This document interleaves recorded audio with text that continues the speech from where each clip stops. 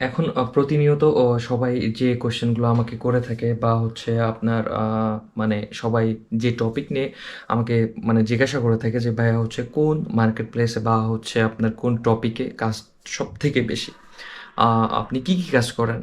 আসলে দেখেন, আপনি মানে কাজ যেগুলো আছে ফ্রিল্যান্সিং যে ভার্চুয়াল ইয়েতে মানে জগতে, তো ভার্চুয়াল জগতে কাজ কিন্তু অনেক আছে।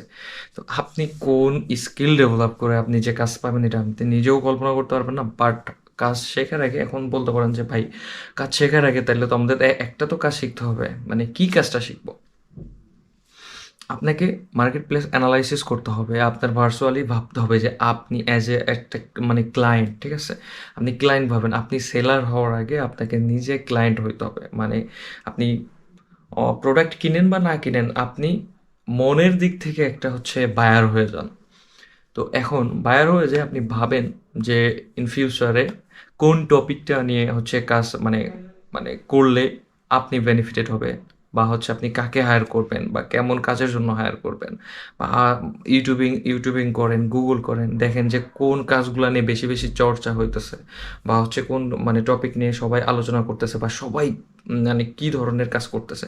দেন আপনি একটা লিস্ট তৈরি করেন। আপনি web design, digital marketing, data entry বলেন, তারপরে অ্যাপ ডেভেলপ, তারপরে আপনার হচ্ছে প্রোগ্রামিং, যাই বলেন, আপনি একটা শিট তৈরি করে ফেলেন বা আপনি নিজে নিজে একটা হচ্ছে নোট করে ফেলেন।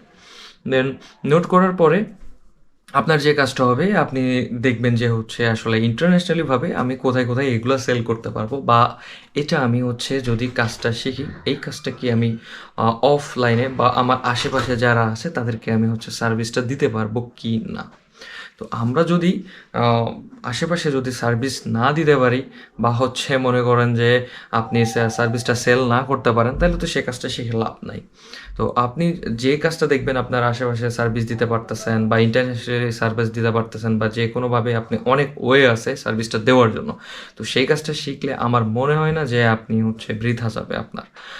কারণ দেখেন, সবাই তো আর ইন্টারন্যাশনালিভাবে সাকসেস হবে না। কেউ কারো আন্ডারে কাজ করে সাকসেস পাবে, কেউ হচ্ছে ইন্টারন্যাশনালিভাবে নিজে ক্লায়েন্ট ধরে সাকসেস পাবে, বা কেউ হচ্ছে অফলাইনে আপনার হচ্ছে যেগুলো লোকাল ক্লায়েন্ট আছে সেগুলো ধরে সাকসেস হবে। তো এইটাই আসলে সব কিছু। আসলে আমি যা বলতে চাইছি সেগুলো আপনারা বুঝতে পারছেন অবশ্যই, ডেফিনেটলি। তো এখন ফাইনাল মানে আমার এই ভিডিওটার একটাই টপিক হচ্ছে, মানে মূল কথা হচ্ছে, কোনো কাজ শেখার আগে অবশ্যই আপনাকে অ্যানালাইসিস করতে হবে। আমি এটা বারবার বলি। দেন কারো পিছনে না ছুটে আপনি নিজেই আপনার নিজের পিছনে ছোটানোর ব্যবস্থা করেন মানুষকে। দেন আপনি যেটা শিখতেছেন সেটা, ওই তো বললাম যে আপনি লোকালি কেমন মানে সার্ভিসটা কেমন যাইতেছে, ইন্টারন্যাশনালিভাবে সার্ভিসটা কেমন যাইতেছে, বা হচ্ছে আপনারা আশেপাশে যে সেক্টরগুলো আছে সেই সেক্টরে আপনি সার্ভিসটা সেল করতে পারতেছেন কি না, এইগুলা ওভারঅল আপনি যখন ভাববেন তখন আপনি বুঝতে পারবেন যে আপনার এখন এই যুগে এসে কোন স্কিলটা মানে শেখা প্রয়োজন, বা হচ্ছে ইজিতে শিখবেন বা হার্ডলি শিখবেন। দেখেন, কোনো কাজ যদি ইজিতে শিখেন সেই কাজটা আসলে আপনার প্রোডাক্টিভ খুবই কম হয়। মানে আপনি হচ্ছে হয়তো কয়দিন হিউজ টাকা ইনকাম করবেন, বাট কিছুদিন পরে হয়তো ওই কাজটা নাও থাকতে পারে। তো এমন কিছু কাজ শিখেন যেটা হচ্ছে ভারী কাজ, মানে ভারী বলতে মানে খুবই চাহিদা, বা হচ্ছে শিখতে আপনার হচ্ছে টাইম লাগে, বা যেটা হচ্ছে খুব আপনার হচ্ছে সচরাচর চলে, এমন ভারী কিছু কাজ শেখেন, ভারী ইন্ডাস্ট্রিতে ঢোকেন। আই হোপ ভালো কিছু হবে আস্তে আস্তে, ইনশাল্লাহ। তো আজকের ভিডিওটা এই পর্যন্ত। আল্লাহ হাফেজ, টাটা, বাই বাই।